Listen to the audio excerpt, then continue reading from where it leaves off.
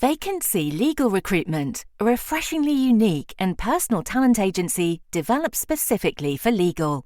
Dedicated to the sector and with extensive experience working across legal services and legal technology, we bridge the gap between your requirements and top-tier legal talent. Get in touch today and say hello at vacancy.co.uk.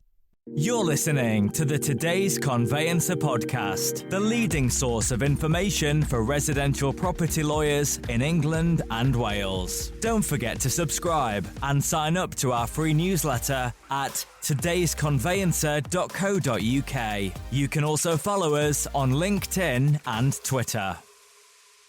Hello, welcome along to the latest Today's Conveyancer Podcast. This is our short or slightly shorter episode where we are going to talk about the latest Landmark Property Trends report. I have my usual guests with me, Ben Robinson, Managing Director of Estate Agency Services, and Rob Gurney, Managing Director of Ocrasoft, both part of the Landmark family. And we're looking at the second quarter of 2025. And of course, this is the quarter where we've just gone through the stamp duty deadline, 31st of March, and we're looking at what the numbers are telling us about what's happened over the past 3 months, the impact of the last 6 months, and potentially what that might mean for the next 6 to 12 months. Thank you both for joining the podcast. I'm going to throw to you, Ben, for that first bit of the discussion around what listings looks like, what demand looks like, and what we can kind of expect from the property market from an estate agent's point of view in the first instance. Cheers, David. I think in terms of supply, so let's start with supply. Supply is incredibly strong. It was 5% up year on year in the quarter, and last year was pretty good. So that means properties are coming to the market, and properties coming to the market are people wanting to sell, so people wanting to move. In theory, that's also demand. So it's always seen as positive if supply is good, or generally always. What is missing, though, are the buyers. And I think, there's lots of reasons for that, but certainly it is a buyer's market. There's a lot of stock on, as I said, and as a buyer's market, they have choice. Buyers that have choice make it harder to get transactions through. If they find out something they don't really like in a tougher market where there's less supply, they might put up with that. In this market, they don't. They're quite happy to say, no, if you won't negotiate, I'll move to something else, because there is something else to buy. Often things will come up as the journey goes through. We know it takes a long time in this country, and they'll see something better and move on. And so we are actually seeing a lower level of demand, but also uncertainty into the pipe. And of course, for cash flow, that's not fun, despite a lot of supply. And I think what the numbers are corroborating are the stories we're seeing from the likes of Rightmove about record numbers of properties being there, but also record numbers of price reductions. Because ultimately, if things start shifting, that's what starts to happen. And eventually, we should find a balance.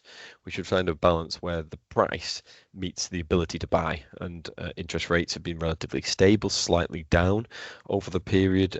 So it's cheaper to buy, but it does seem at the moment the affordability is still not quite there to create that commitment. And obviously for agents, as I say, that makes it difficult. You imagine lots of stock, so lots of potentially unhappy vendors who aren't moving, and you're asking them to drop the price all the time, and an uncertain pipeline, which is your future cash flow, and that of course creates a lot of stress for them.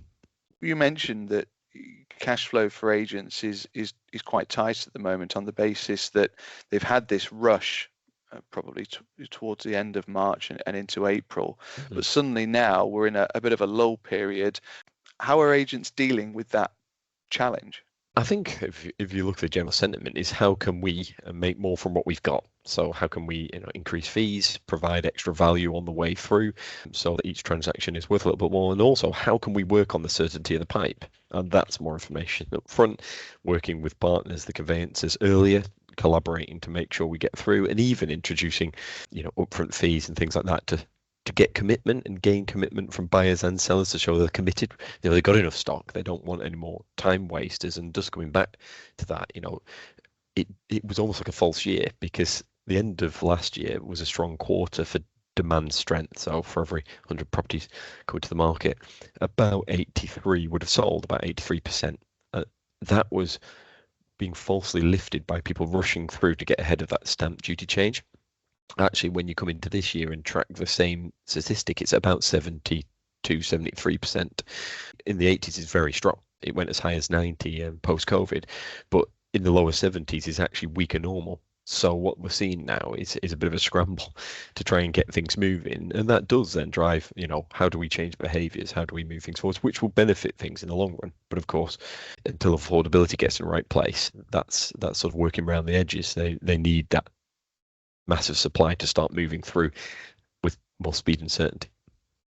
There's a really interesting dynamic here, isn't there, Rob? You were just saying before we started the recording that what Ben's describing there in terms of all of those properties getting over the market, what that left us with on the 1st of April was a real mishmash of very challenging properties to move through the transaction for conveyancers.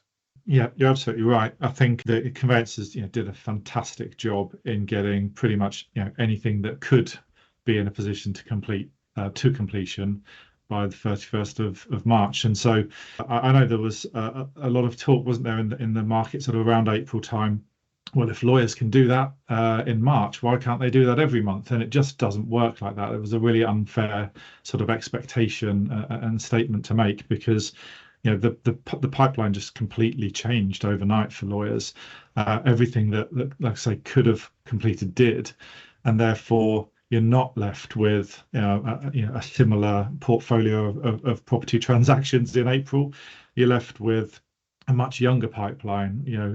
All of the cases that like I say had got to the point of exchange and completion did, and so you've got an immature caseload on the 1st of April, which instantly means less likelihood of completion anytime soon for those properties. And also you're left with kind of the dregs of what couldn't complete, the more complex transactions, the huge chain property transactions.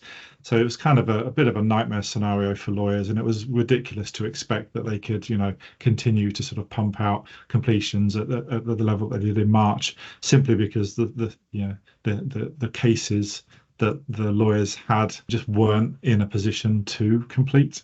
And actually, that wasn't just something that we witnessed in April. That's the impact and the feel of what happened at the end of March is arguably still being experienced today. As we head towards the end of July, it doesn't instantly recover 1 month later. It's a very gradual process. The report that Landmark produces, by way of a reminder, includes statistics on listings, sold subject to contract, number of searches is ordered, and completions. And Rob, you've got some interesting insight into what that tells us over the last few months as well, haven't you? Yeah, I mean, as I just said, it wasn't an instant recovery from the position that we found ourselves in April. Obviously everyone would have expected April to have been a massively subdued month because of what happened in March. But I think the theme overall for this quarter is one of sort of steady recovery. I think people have been taken by surprise that, the SDLT holiday end took as long to recover from as it did. Certainly wasn't just a 1 month impact, and that's, we saw that in instruction levels for conveyancers as well as completions. So just briefly on sort of SSTCs throughout the quarter, April 25 was at 91% of what we'd seen the previous year. May went up to 92% and June 95%. So as I say, this gradual recovery improving month on month. But I think it's perhaps a bit surprising that SDLT impact wasn't felt so much at the front end of transactions. Clearly it's not a decisive factor in terms of the decision making for buying property. But when you look at the completion numbers, that's where we saw huge, significant impact on numbers post SDLT holiday. April was at 68% of the previous year. May jumped up to 82%, June to 89%, but obviously still, below where we'd expect normal to be. So we're definitely, now 3-4 months past that deadline, still feeling the impact. And obviously we've already talked about the explanations as to why that's the case. One other really interesting point to make is the completion to instruction ratio. April's was at 32%. So 32% completions versus instructions for lawyers. That's the lowest we've ever seen.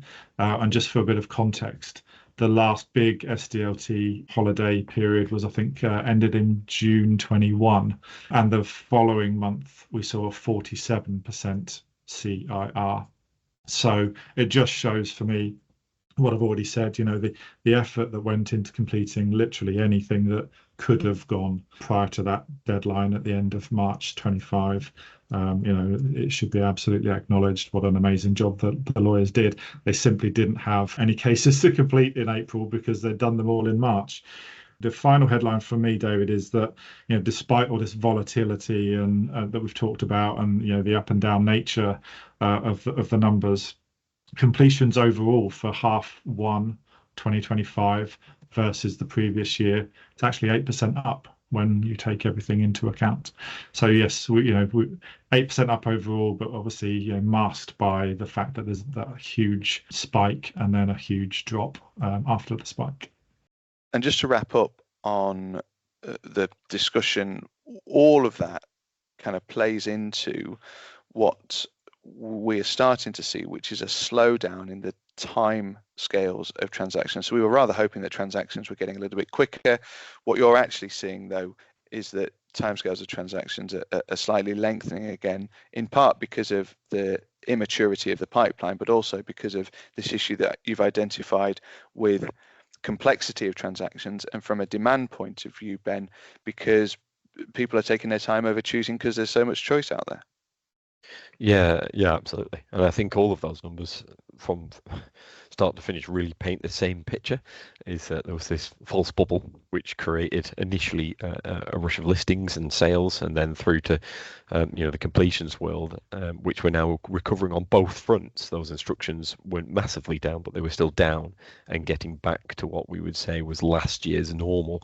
That doesn't paint the best picture moving forwards in terms of new activity, because ultimately those 3 months will be what comes out of the pipe in 5 to 6 months time. What we are hopefully seeing, though, as it does recover with stability in interest rates and house prices finding that match, that we will see more of the plethora of stock go through to SSTC and eventually reach completion. So I would see the last quarter of this year being stronger, but given the impact we've seen so far on the numbers and the way they flow through, it's going to be a tight year. And that, with more uncertainty and longer transactions, has got to be the catalyst for continued movement in that area of working together collaboratively at the start with the right information, so that transactions go through with more speed, more certainty, and more commitment from both parties. Because at the moment, to be frank, when you look at agents, they're doing half of their work for free in a no sell, no fee model, because half of properties are not getting through to completion that are listed. That's a lot of work, and that's a lot of people who aren't moving. We've got to work to make a difference as an industry, and this is the time to do it, to help, because we have to. If you want to get more out of that pipe, we can't change it overnight. We are seeing month-on-month improvements in terms of both instructions for lawyers and completion levels as well. So all things being equal, it does point to a bit of positivity in the market going forward, and as Ben said, perhaps a bit more solidity in the market and more transactions on the horizon for the second half of the year. It's always great to have you both on the podcast, and the report is always interesting reading as well. So thank you for sharing your insights and for sharing the information in the report. Thank you to Ben. Thanks, David. Great to be here. And to Rob. Thanks very much. The Today's Conveyancer podcast is available on your preferred podcast provider. It's also available on todaysconveyancer.co.uk. My thanks as ever to Ben and to Rob. Thank you for listening, and we'll see you again soon.